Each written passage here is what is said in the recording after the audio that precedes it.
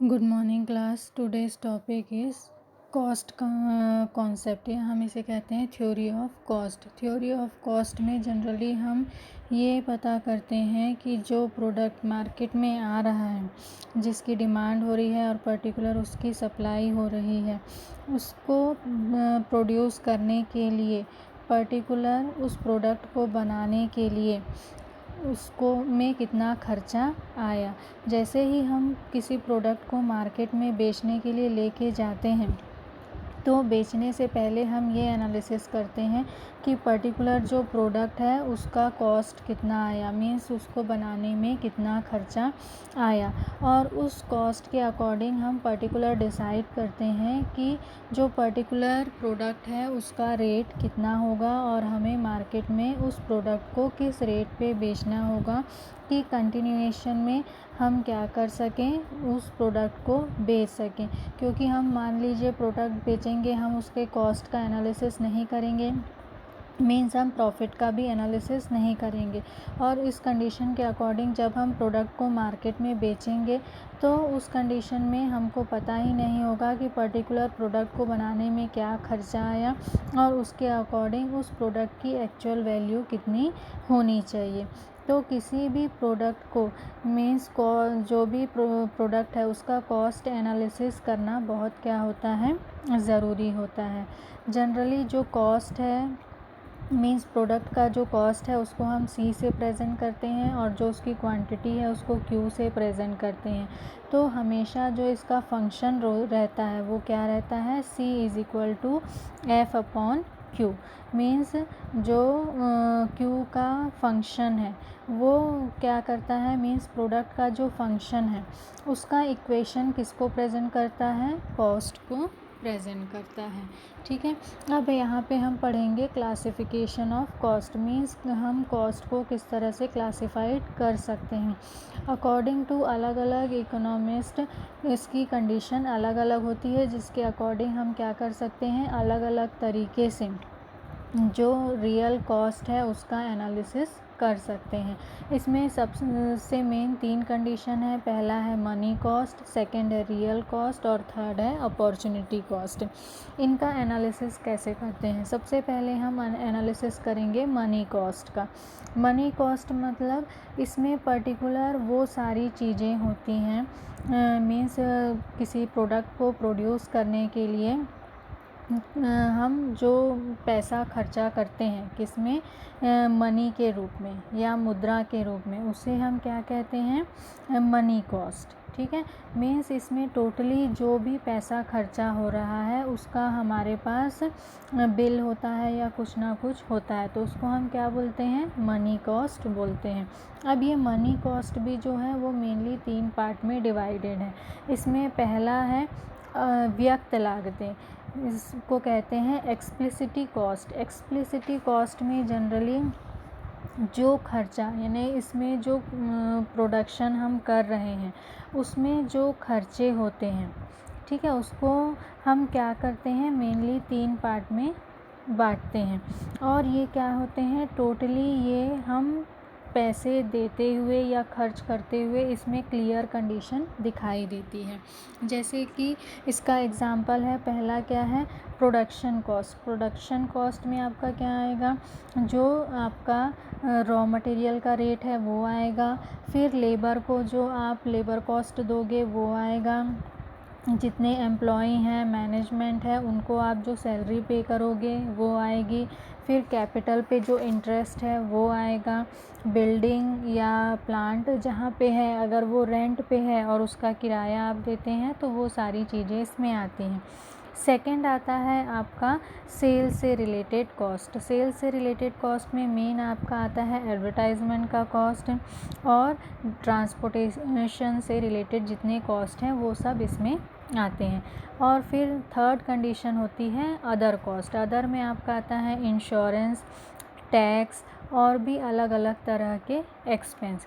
तो ये सारे जो एक्सपेंसेस हैं वो कैसे हो रहे हैं, कैश में हो रहे हैं और ये क्लियरली ट्रांजैक्शन होते हुए दिखाई दे रहे हैं। मीन्स इसमें जो ट्रांजैक्शन है पैसों का वो क्या हो रहा है, ऑर्गेनाइजेशन के बाहर में पर्टिकुलर अलग अलग खर्चों को पूरा करने के लिए हो रहा है, चाहे वो लेबर को एज अ वेजेस हो या एज अ सैलरी एम्प्लॉयज़ को हो या एडवर्टाइजमेंट से रिलेटेड एक्सपेंसेस हो, हर एक चीज़ यहाँ पे क्या है, क्लियर है।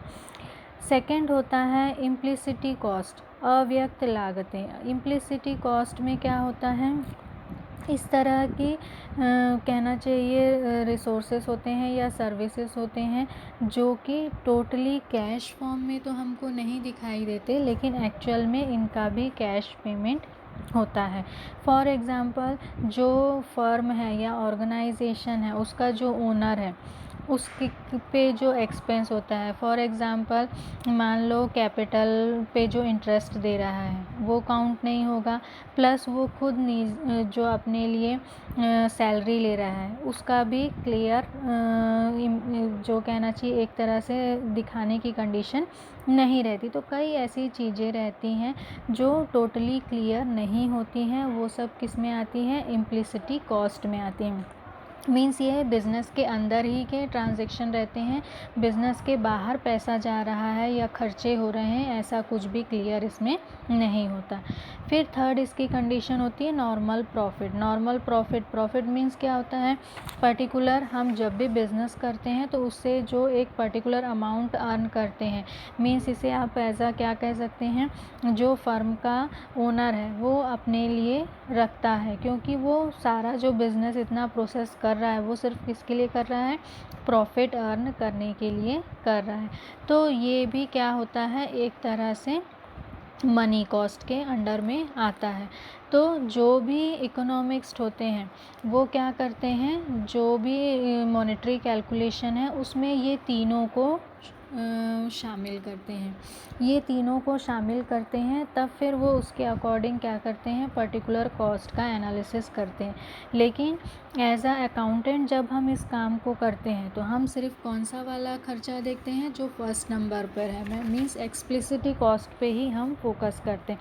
तो एक्सप्लिसिटी कॉस्ट के अकॉर्डिंग अगर आप फोकस करोगे तो आपको रियल कॉस्ट नहीं मिलेगा। तो रियल कॉस्ट के लिए आपको उसमें क्या जोड़ना पड़ेगा, एक्सप्लिसिटी कॉस्ट में इम्प्लिसिटी कॉस्ट भी जोड़ना पड़ेगा, प्लस जो नॉर्मल प्रॉफिट एक फर्म को कंटिन्यूएशन में रन करने के लिए ज़रूरी है उस प्रॉफिट की कंडीशन को भी जोड़ने से जो अमाउंट हमको मिलता है उसे हम क्या कहते हैं, टोटल मनी कॉस्ट कहते हैं एज अ इकोनॉमिस्ट।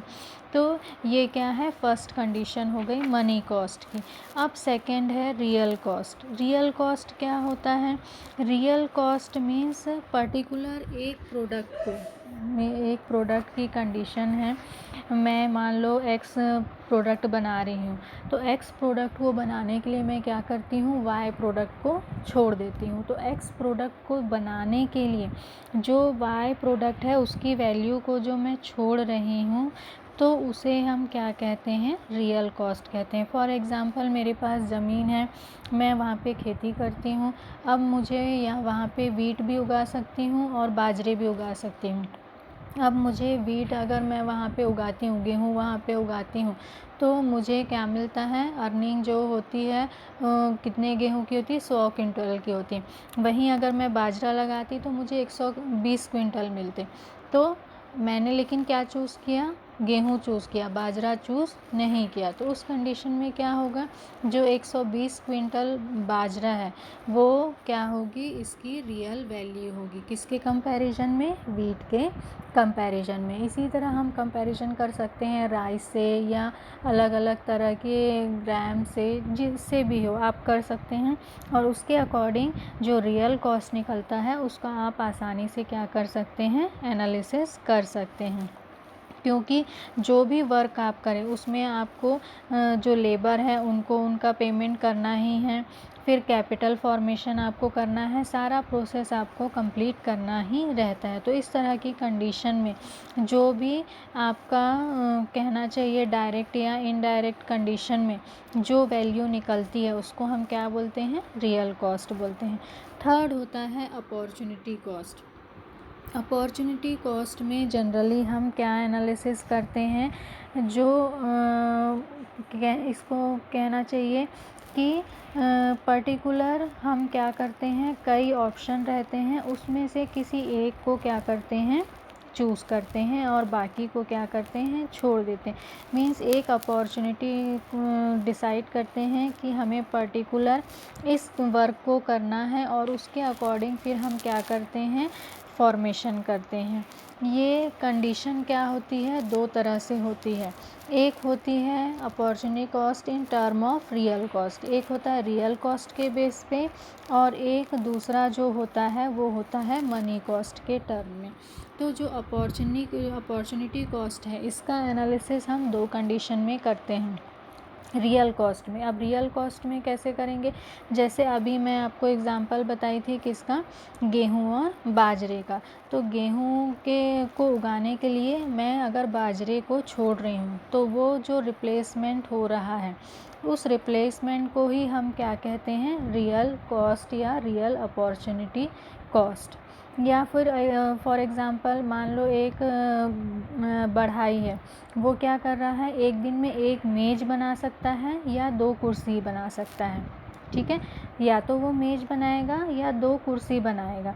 तो इस कंडीशन में उसकी अपॉर्चुनिटी कॉस्ट क्या हो गई कि वो एक टेबल भी बना सकता है और दो चेयर भी बना सकता है। तो अब वो उसके ऊपर टोटली डिपेंड करता है कि वो मेज़ बनाना चाहता है कि चेयर्स बनाना चाहता है।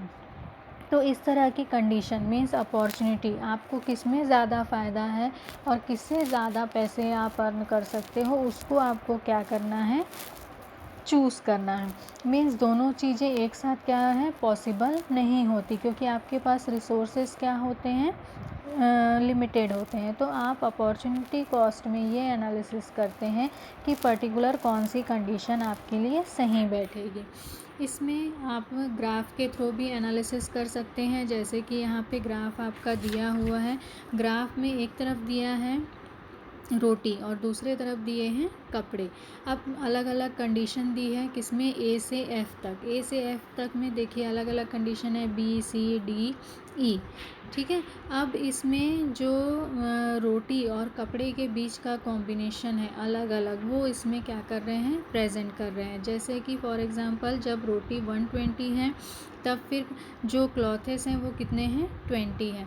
मीन्स जो कहना चाहिए प्रोडक्शन डिपार्टमेंट है वो क्या कर रहा है, किस पे फोकस कर रहा है, एक तो फूड से रिलेटेड कंडीशन में फ़ोकस कर रहा है और दूसरा क्लॉथ से रिलेटेड कंडीशन में फ़ोकस कर रहा है। तो दोनों का जो रेशियो है वो टोटली इस पे डिपेंड करता है कि प्रोडक्शन किससे रिलेटेड ज़्यादा हो रहा है। मीन्स फूड से रिलेटेड प्रोडक्शन ज़्यादा हो रहा है कि क्लॉथ से रिलेटेड, या इनके बीच का रेशियो क्या है।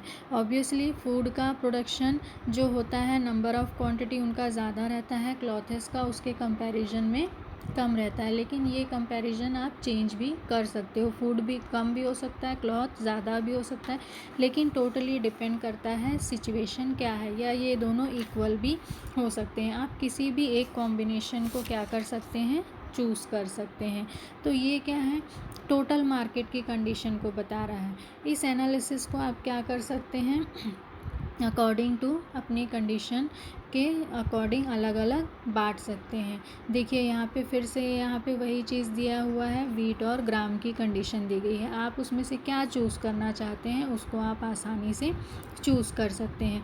पर्टिकुलर आपके पास सारी चीज़ें लिमिटेड है, उस लिमिटेड एरिया में आप क्या क्या अपना प्रॉपर सही तरीके से, यानी कौन सा कॉम्बिनेशन यूज़ करें कि आपको ज़्यादा से ज़्यादा क्या मिले, पॉजिटिव रिज़ल्ट मिले। तो इसकी हर एक की लिमिट अलग होती है। मीन्स पूरा वीट उगाना है, मीन्स ग्राम को आप टोटली क्या कर दोगे, रिप्लेस कर दोगे, या फिर टोटली ग्राम उगाना है तो आप वीट को टोटली क्या कर दोगे, रिप्लेस कर दोगे, या पर्टिकुलर दोनों को बांट भी सकते हो। ये कॉम्बिनेशन कैसा होगा टोटली डिपेंड करता है आपके ऊपर, और आप उससे किस तरह की अपॉर्चुनिटी अर्न कर सकते हो, कॉस्ट को किस तरह से मेंटेन कर सकते हो, इसका एनालिसिस हम मेनली इसमें करते हैं। और इसका जो कंडीशन होता है वो क्या होता है, डेल्टा वीट अपॉन डेल्टा ग्राम। मीन्स पर्टिकुलर जो भी दो कंडीशन है वो दोनों में कंटिन्यूएशन में कौन से रेशियो में आप चेंज करोगे तो आपको क्या रिज़ल्ट और किस लेवल पे कैसे मिलेगा, टोटली डिपेंड करता है आप उस अपॉर्चुनिटी को किस तरह से यूज़ करते हो। तो ये क्या है, अलग अलग कंडीशन। ये पहली कंडीशन थी जो किससे रिलेटेड थी, रियल कॉस्ट से। अब opportunity cost in term of money cost. Money की कंडीशन में भी हम इसका वैसे ही कैलकुलेशन कर सकते हैं। अभी तक हम कंपैरिजन किस में कर रहे थे कि पर्टिकुलर एक प्रोडक्ट का दूसरे प्रोडक्ट से, ठीक है। अब हमको मान लो इसका मनी में कैलकुलेशन करना है, तो इसका एक सिंपल सा एग्जांपल है। मान लो एक वर्कर है, वो क्या करता है, पहले के कहाँ पे काम करता है, क्लॉथ इंडस्ट्रीज़ में काम करता है। अब उसको जो वेजेस है वो कितना मिलता है, 700 रुपीज़ मिलता है। अब वो किसी और इंडस्ट्री एरिया में भी जाता है तो वहाँ पे भी उसको 700 ही मिलने के चांसेस हैं, ठीक है। तो वो उसका क्या होगा, opportunity cost in term of money. अब यहाँ पे दोनों कंडीशन में इक्वल है तो वो क्या करेगा, जिनमें से जो उसको सही लगेगा वो उसको चूज़ कर लेगा। अब यहाँ पे वो मनी पे फोकस नहीं करेगा, अब वो वहाँ पे वो किस में फोकस करेगा, फ्यूचर की कंडीशन कहाँ पे ज़्यादा अच्छी होगी, प्लस कहाँ का इन्वायरमेंट उसे ज़्यादा अच्छा मिलेगा। ये कंडीशन हो गई। दूसरा एक और कंडीशन है, मान लो एक वर्कर है, वो क्या करता है, गांव छोड़कर शहर में जाता है और नौकरी करता है 500 पर मंथ के लिए, ठीक है। अब वो गांव में रह सकता था, मज़दूरी कर सकता था, अब उस चीज़ को उसने छोड़कर क्या किया, शहर में आ गया और 500 रुपीज़ की सैलरी में काम करने लगा। तो ये दोनों ऑप्शन में से वो कोई भी एक ऑप्शन क्या कर सकता है, चूज़ कर सकता है। पुराना ऑप्शन ही बनाए रख सकता है या फिर नया ऑप्शन अगर उसको अच्छा लगता है और उसमें ज़्यादा उसे अपॉर्चुनिटी है तो वो उस ओर भी क्या कर सकता है, जा सकता है। एक एग्ज़ाम्पल और है, for example as a student, जैसे आपके पास 10 रुपीज़ है, उस 10 रुपीज़ का यूज़ आप क्या कर सकते हैं, पेन ख़रीदने में भी कर सकते हैं, कॉपी ख़रीदने में भी कर सकते हैं या किसी और अलग अलग काम में भी यूज़ कर सकते हैं। मीन्स उस 10 रुपीज़ को आप अलग अलग तरह से कई ऑप्शन से यूज़ कर सकते हैं। ऐसा नहीं है कि वो 10 रुपीज़ है तो पर्टिकुलर आप उससे पेन ही ख़रीदेंगे और कुछ भी दूसरा ऑप्शन आप उस पर यूज़ नहीं करेंगे।